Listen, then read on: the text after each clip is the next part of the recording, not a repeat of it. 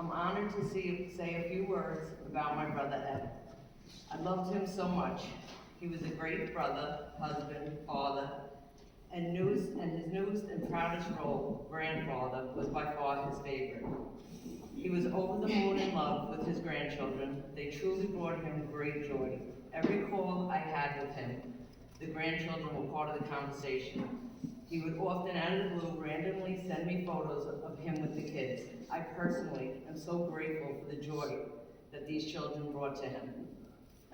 What can I say about the younger Ed? Growing up, he was easygoing and always smiling. Even if he were in a bad mood, or he had troubles in school, an exam, or even trouble with my parents, he stayed calm. He would just be okay with it. He never panicked. Never did he walk in the house carrying a burden on his shoulders. It just seemed to me that nothing bothered him, and if it did, he didn't put that on you. He always had faith that everything would work out in the end. In a large crowd, Ed was always kind of quiet and in the background, and whenever I'd look at him, he was always happy or content. And if we made eye contact across a room, the smile he had on his face would just grow that much larger. Music. Ed loved music. As a young adult growing up in the 70s, he had all the greatest rock and roll music and 8-track tapes.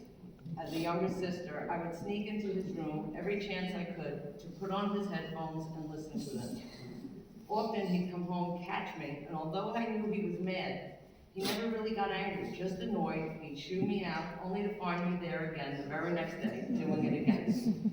Because of that, I am now a true lover of music, and it was Eddie that influenced me on that. If you knew Ed, then you had the pleasure of catching his sense of humor. He was funny. He was always a great but dry sense of humor, and occasionally he'd add a little bit of sarcasm to it. It was funny, and you knew if he was teasing you, he really cared for you. Growing up, Ed was quite an athlete. He played all sports: baseball, softball, basketball, football, from grade school through college. Along with that, he became an avid sports fan. He loved football, but he really loved baseball. He was a true blue, die-hard Yankee fan. He was proud to be one. He wore his Yankee gear whenever he could. In the very beginning, when he had sons, he tried to raise them as Yankee fans, but they wouldn't have it.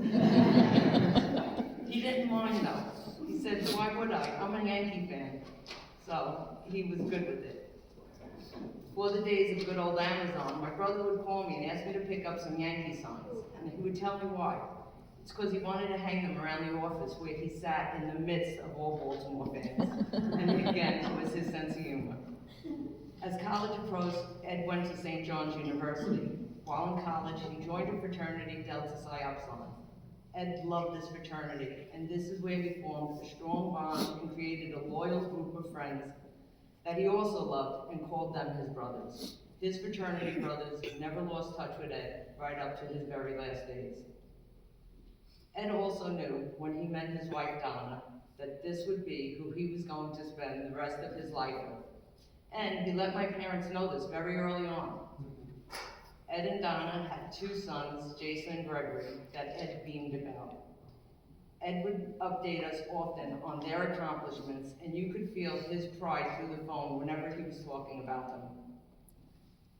I'm now going to give just a few reflections that I asked my siblings to give me on how Ed impacted them. I'll start with Diane.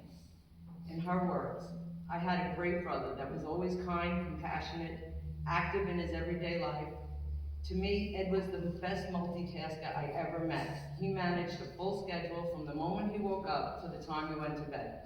Every day Ed would get up, go to school, go to work after school, do homework, play sports, listen to music. He goes, and he played an accordion if you didn't know that, and he picked up reading music notes easily and attempted playing guitar when his brother Robert started playing and taking lessons. He would socialize with many friends, and even with all this going on, if I ever needed Ed's help, he would always stop what he was doing, take the time to help me out, and once I was settled with what I needed help with, he would go on with his busy day. He managed to do this all in one average routine day in the life of Ed. Again, best multitasker I ever met.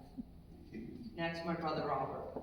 It's hard to put a few words together of feeling towards my brother. We shared the smallest room in a house for over 18 years.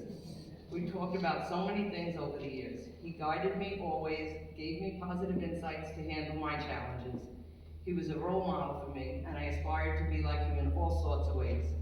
We had companionship, shared many interests, and we often joked around, and it created many fond memories.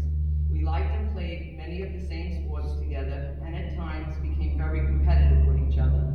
I followed my big brother's footsteps from grammar school to high school to college. I even joined the same fraternity. One thing I knew for sure, my brother Ed looked out for me, and he always had my back. He was my protector, he was my brother, he was my friend. Patty. I loved Ed. He was such an easygoing, free spirit. I admired this about him, and I knew I wanted to be just like him. I knew I was going to grow up like him. I was going to be easygoing and a free spirit as well. Nothing bothered Eddie, and I could always hear my mom teasing him, telling him he really had a clear head. Why? Because nothing bothered him, and that's how Ed carried himself.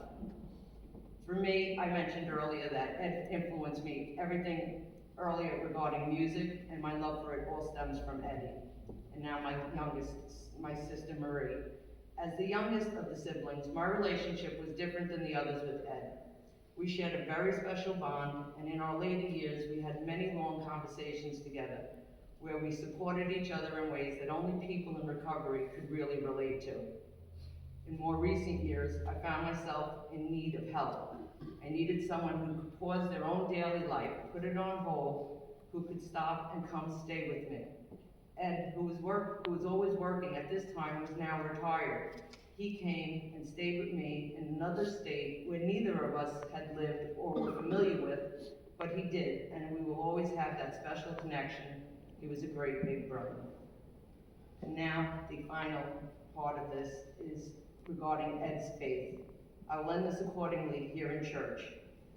Eddie had a strong faith in God. He was a faithful, devout Catholic. He looked forward to going to Mass every Sunday, where he would pray to find a point to be a better man. He believed in death, that he would be rewarded and sent now to be with his Heavenly Father. I believe in his last days, he sought and found comfort, knowing that although he didn't want to leave his family here on earth, he would soon be reunited with the family that he also loved, that had passed on before him. We can all take comfort in Ed's new role, that of our heavenly angel, who will always be watching over his wife, his sons, their families. More importantly, he'll be a very special angel who will watch over and protect his grandchildren. I want to thank you all for allowing me this time to reflect on my brother, especially Donna, Jason, and Gregory. My heart is humbled to have spoken on his behalf. I will always love you, brother. Rest in eternal